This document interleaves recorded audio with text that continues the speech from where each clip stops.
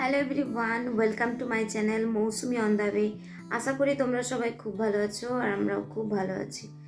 খুব ভালো একটা বলবো না, কাল থেকে গলার মধ্যে কী যে হয়েছে, এতটা ব্যথা করছে আর গলা খুসখুস করছে। আদা জল টল খেয়েছি, এখন বাজে 7:15। তো দেখতে পাচ্ছ ময়না কিন্তু বিছানা ছেড়ে উঠে গেছে, আর বিছানা টিছানা কিছু গোছানো হয়নি। এখন হয়তো সংসার সামলালে যা হয় অবস্থা, কিছুই কাজ করা হয়নি। ভাবছি কাজগুলো করে নিই, রান্না বান্না সমস্ত কাজ পড়ে আছে। যেহেতু শরীরটা খারাপ, তো যেন কাজ করতে একটু অসুবিধা হচ্ছে, তবু চেষ্টা করছি কাজগুলো করার। তো চলো আজকে কি করছি সারাদিন সেটা তোমাদের সঙ্গে শেয়ার করি।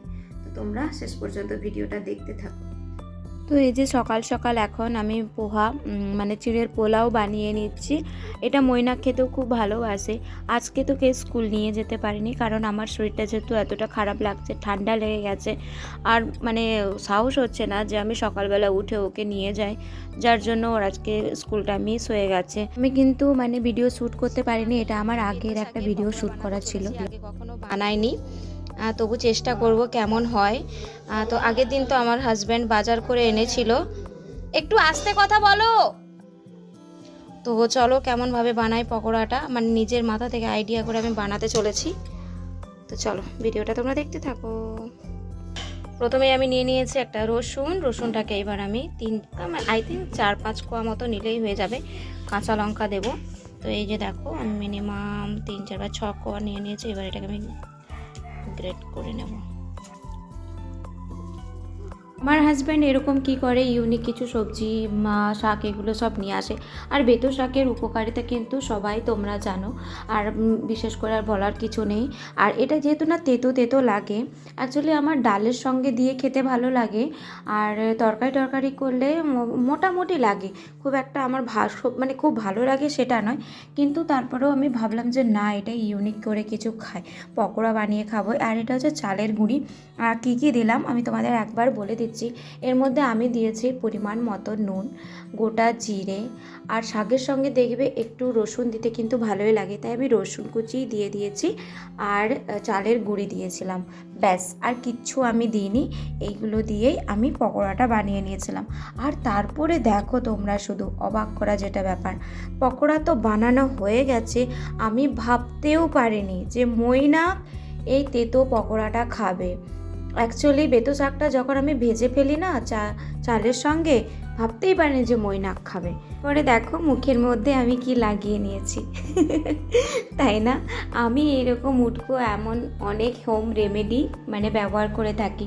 অ্যাকচুয়ালি আমি পরের ওপর বিশ্বাসটা খুব কম করি, সেই জন্য কি হয় যে খুবই সিলেক্টিভ জিনিসগুলোই আমি মুখের মধ্যে ব্যবহার করি। হোম রেমেডিগুলো আমি ব্যবহার করে থাকি প্রায়। ওটা আমাকে যে কেউ কোনো হোম রেমেডি বললেও, তাও বা আমি সমস্ত কিছু গুগলে সার্চ করে করে তারপরে বিশ্বাস করে তারপরে আমি সেই জিনিসটা অ্যাপ্লাই করে থাকি। যদি দেখি একবার অ্যাপ্লাই করার পরে সেটার কোনো রেজাল্ট পাই, তবেই। তো আমি একদিন তোমাদের কাছে অবশ্যই শেয়ার করব যে আমি আমার ডেলি রুটিনে কি কি ফেসের মধ্যে ব্যবহার করি। তো এই দেখো এখন বাজে দুপুর প্রায় 12টা। তারপর আমি একটা কাজে বসে গিয়েছি, একটা স্পেশাল জিনিস বানাতে চলেছি আমাদের মৈনাকের জন্য। আমি এরকম বাড়িতে অনেক অনেক জিনিস বানিয়ে থাকি হোম রেমেডি, শুধুমাত্র আমার বাচ্চাকে সব দিক থেকে প্রোটেক্ট রাখার জন্যে। তাই দেখো একটা জিনিস বানিয়ে ফেলছি বসে বসে। তোমরা ভাবতেই পারছো যে আমি এই পেঁয়াজ রসুন এগুলো নিয়ে কি করতে বসেছি। তোমরা ভাবতেই পারছো তাই না, যে এটা দিয়ে আবার কি জিনিস বানানো যায়। হ্যাঁ, এটা দিয়েও একটা জিনিস বানানো যায়।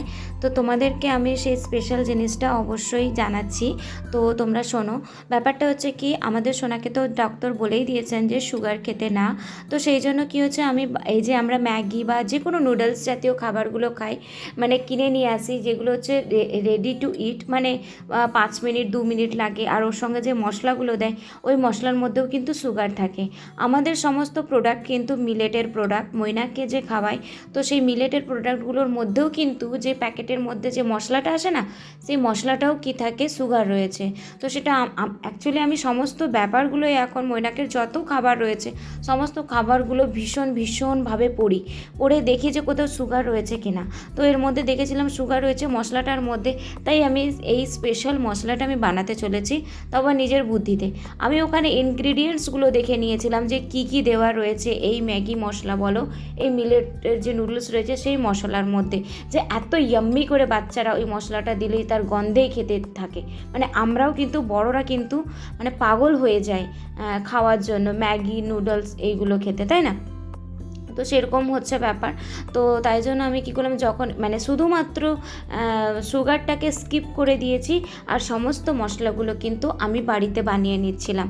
তো ওখানে অনেক কিছু ছিল, যেমন ধরো পেঁয়াজ গুঁড়ো থেকে শুরু করে আদা গুঁড়ো, জিরে গুঁড়ো না, রসুন গুঁড়ো, মানে এগুলো সব গুঁড়ো গুঁড়ো ছিল।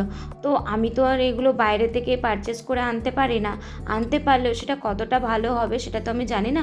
তাই জন্য আমি কি করেছি, সমস্ত মশলাগুলোকে আমি কিনে নিয়ে এসেছি, আর যেগুলো বাড়িতে তৈরি করা যায় সেগুলো আমি এই যে বানাচ্ছি।